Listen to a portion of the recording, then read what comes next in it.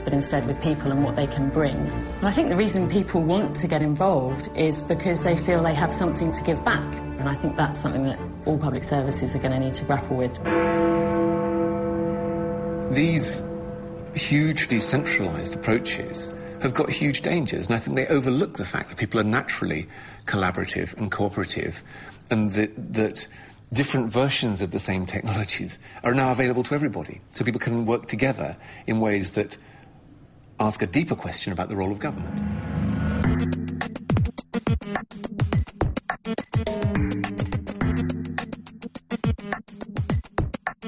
In the past, we've needed institutions.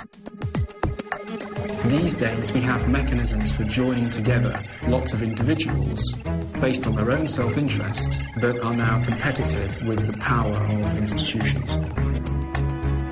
Hierarchies are very inefficient, they're very slow-moving, they concentrate power and information at the top, and they often deny people opportunities to take initiative, to share ideas and to seek solutions themselves, and they often rob people of a sense of agency. The big shift I think that's going on is the idea that everyone is available for group action. Doesn't mean everyone will participate in group action, it doesn't mean that all participation will be equal, but it does mean that everybody can get involved.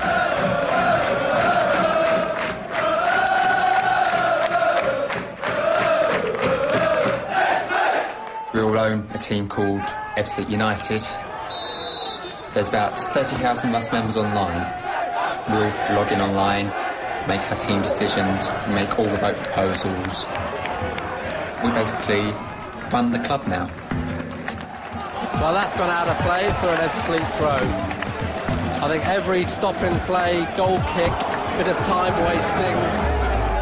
Some people see this as just like a champ manager football game, but it's not, it's real life. Now, big choice. Who's going to play up front? Yeah, Big John Kindy. John Kindy tries to challenge. Michael Bostwick puts it out of play. You can turn institutions upside down using the net.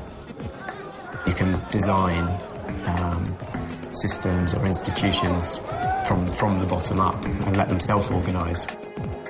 I always go with Lance Crone because he represents England at semi-professional level. How do you see this half going, Tim? I want Ebbsfleet to tuck the ball up their jumper and sit down and not let Aldershot get a hold of it. The rain's starting to come down a bit harder now. We've lived here all our lives. I started going when I was about 8 or 9 with my grandfather, long term. As soon as you went for it. I think the way the voting will go, it will select the best available team. Now, I've got to have Stacey Long on the wing. Right back, I really usually like to pick Mark Ricketts. He's only just come back from injury. You know what, he did well last game. I think I might try him there. Let's pick Sasha at left back. In a way, it is less personal, right, to take advice from 30,000 people than from one arrogant person. And if you get it right, taking your cue from 30,000 people actually creates a much better chance that one person isn't going to be making a kind of catastrophic mistake. I'm sure it feels very different in the management suite. And then we've got at left back Sasha Opinel. He's been brilliant all season. If you just open yourselves up, Strikers. you find that there's all these kind of resources out there. Kindy, Michael Bostwick. He's good with crosses. And all this kind of expertise out there that could be incredibly valuable to you. And then he's only 18, along with 1 or 2 other. Okay. And that is my team. Save.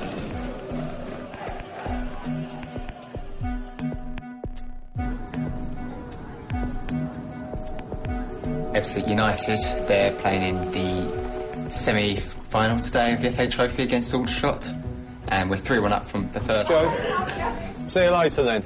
Ta-da. Bye. Should be a good game today, actually, Rick. Absolutely. I think it's a game for years and years for us. Yeah. Well, I mean, we've never been to Wembley before. In this self-organising model, it can be very low cost and very efficient compared with top-down bureaucratic hierarchy. Just compare open source software and Microsoft.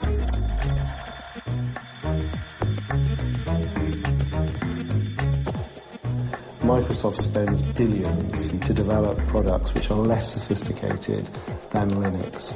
Linux is this large open source software writing community. Linux doesn't have a head office. It doesn't have any corporate jets. It doesn't have any away days. It doesn't have any human resources department. It has none of the stuff that large organisations have, and yet it manages to produce something which is reliable and is used by governments all over the world. The code is out there. I mean, just use it. I mean, it's free.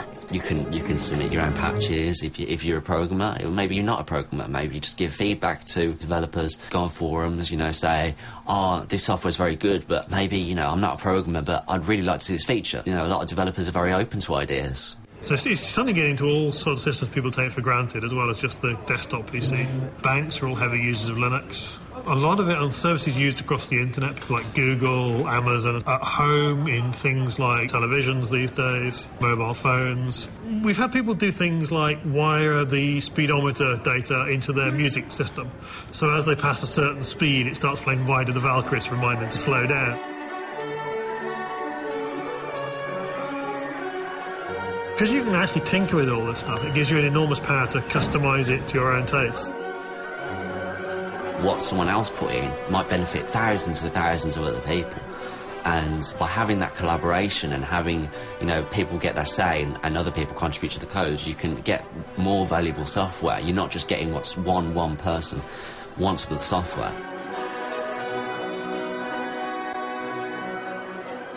For leaders in an online world, the critical thing is not to feel threatened. I think it is about letting go. It's a tricky thing being a kind of a leader of a herd of cats. If 30,000 people came over and said, you should do this, who feels a bit harsh to him, but he says he supports it and he thinks it's a great idea. You hope that it's going to be helpful and not go the other way, and I'm sure everyone's working for it to make a good partnership and run as smoothly as possible. I think with team selection, ultimately it will come down to the forums.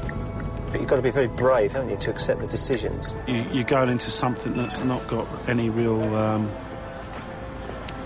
history or evidence to back anything up. So you're stepping into a little bit of the unknown, and we might have to make mistakes to go forward because it's so new. Meg Whitman, who used to run eBay, said it was like leading a town meeting. It basically means that when you're leading anything, it becomes a political job, because what you're dealing with is not people you can instruct and tell. You have to persuade and win their support. It's a real art, and it's a different kind of art than what we think of as management in the classic sense.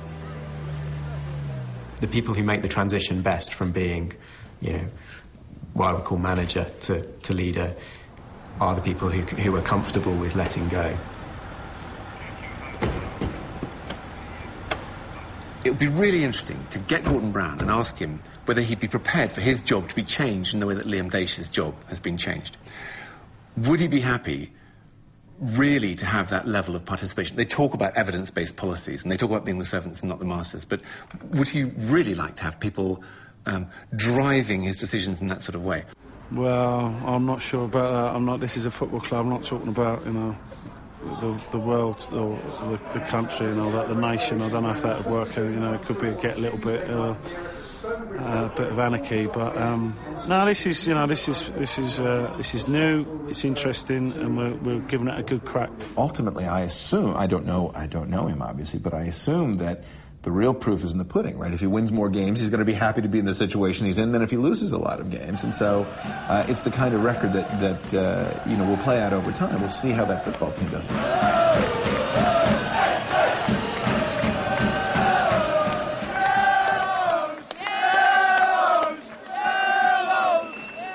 So did you pick the team this morning? I did 4-4-2. He kept it nice and simple. I always picked George Purcell anyway. Did you pick Chris McBee to play right back? Yes. So did I. Well, free kick-off. This is possibly the biggest game in Ebbsfleet United's history. So much riding on it. A trip to Wembley beckons. Well, Ebbsfleet lining up. Barrett collects and he's gone over the top to Chucky. Chucky will get to this. Across, put in. John Akindi looking for it, but not quite getting to it.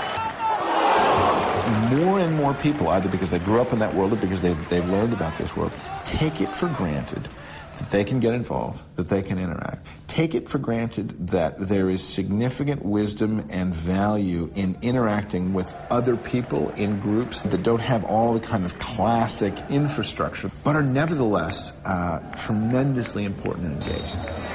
Referee blows his whistle. Tim, we got to be happy. Still got that 3-1 aggregate lead. We've looked like we might create chances in this half. We've weathered the storm that they... So you reckon any subs? For us, no, it's no need. I consider Chucky coming off 20 minutes, so we can get on the computer to tell Liam to bring on the subs. Well, these players, these Ebbsfleet players, are 45 minutes from their destiny. Chris McPhee clears. If Ebbsfleet turn into a real success, then that's evidence that a participative decision-making process can lead to good results. That's a real vital point of the game so far. Half an hour to glory for Ebbsfleet United. Aldershot really looking dangerous again. A little dink through. He is through, and it's a goal to Aldershot Town. The linesman didn't give offside. At the end of the day, communities don't work unless decisions get taken. Ebbsfleet United there were playing. And so the communes in the 1960s and 70s in America, thousands of communes failed, largely because they couldn't take decisions. You can imagine a team of surgeons being preferable, and a team of trained surgeons being preferable to 35,000 people trying to move the knife. He's able to pick his spot, and that's Aldershot 1-0 up. It's not a recipe that's going to work in every single situation. Well, that's ramped the nerves up a significant amount. Tension really is a factor now. Not too sure how Liam does reassuring and comforting, but he'll certainly be geeing up his men for these last 8 minutes plus added time to go, unless we see, of course, extra time, which would be the case if Aldershot managed to score. Paul McCarthy has this covered though, plays the ball back to Lance Cronin, who was forced to clear. Nail-biting moments these for Ebbsfleet. I think the problem is the team, and we're all so close to Wembley, to have it snatched away now would just be horrible. Keep the ball, Fleet! Keep the ball! He was there with the ball a minute ago. Come on, get on with it! And then George Purcell's on top of it. He's in the corner. He plays it inside. Can it finish in style? He's Stacey Long. And it's in the net. I don't know who scored, but I don't care. It's in the net, and the Fleet are going to Wembley. 1-1, and the Fleet on aggregate lead 4-1. The Fleet are going to Wembley. It's the massive advantage of just opening yourself up. What a roll! We are taking a team to Wembley. Well, it hasn't sunk in yet. Someone said to me back in August, you're going to be picking a team that plays out Wembley. I've not believed it. So amazing. The desire to collaborate with other people and get that sense of what I'm doing is useful and meaningful has always been there, but basically the barriers to entry have gone down rapidly over the last 10 years. And so now you're starting to see it really become the mainstream. I picked most of that team, and we are going to Wembley. And you feel that's been achieved in part on your selection. The proponents of participative government could say, here is evidence that you know, the wisdom of the crowds is right, and that listening to everybody is a good idea, and that instead of doing phony consultations, you should probably do real consultations about issues that people really care about. The major change is that, you know, institutions are now threatened in terms of their power relations by groups of individuals who can actually organise to change things.